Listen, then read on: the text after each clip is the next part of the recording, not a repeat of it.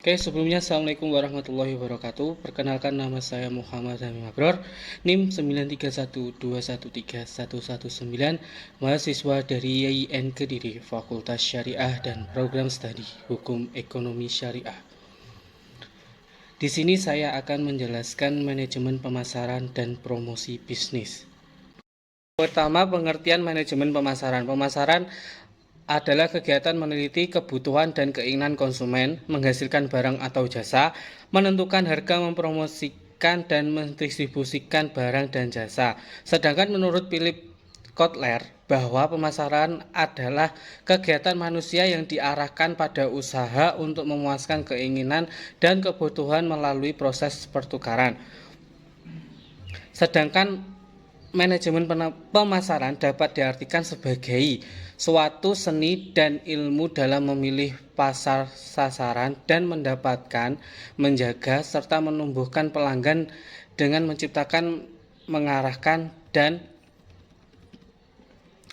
mengkomunikasikan nilai pelanggan yang unggul. Tujuan pemasaran adalah untuk mengetahui dan memahami pelanggan sedemikian rupa sehingga produk atau jasa cocok dengan pelanggan dan selanjutnya menjual dengan sendirinya. Selanjutnya, perencanaan pemasaran.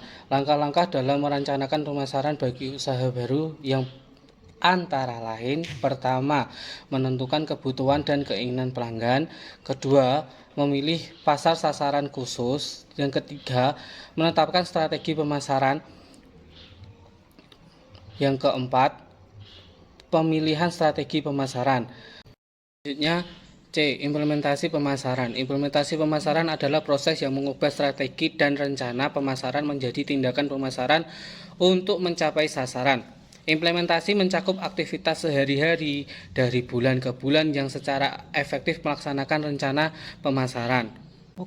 Pengendalian atau evaluasi kegiatan pemasaran. Kegiatan pengendalian atau evaluasi dikelompokkan menjadi dua macam. Yang pertama, pengendalian operasional, termasuk memeriksa kinerja yang sedang berlangsung terhadap rencana tahunan dan mengambil tindakan perbaikan kalau perlu.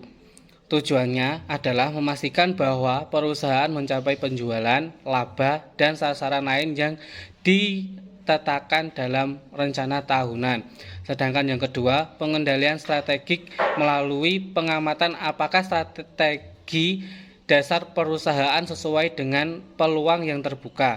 Strategi dan program pemasaran dapat ketinggalan zaman dalam waktu singkat dan setiap perusahaan harus secara periodik menilai ulang pendekatan terhadap pasar secara keseluruhan. Selanjutnya, baruan pemasaran. Menurut Klotter, baruan pemasaran adalah kelompok kiat pemasaran yang digunakan perusahaan untuk mencapai sasaran pemasarannya dalam pasaran sasaran. Baruan pemasaran ini meliputi antara lain: yang pertama, produk; yang kedua, harga; yang ketiga, tempat; dan yang keempat, promosi. Pengertian promosi. Promosi merupakan salah satu variabel dalam bauran pemasaran yang sangat penting dilaksanakan oleh perusahaan dalam memasarkan produk. Yang terakhir, G. Baruan promosi. Baruan promosi di sini terdiri 4. Yang pertama, periklanan; yang kedua, promosi penjualan; yang ketiga, hubungan masyarakat; dan yang keempat, penjualan perorangan. Oke, mungkin cukup sekian yang dapat saya jelaskan.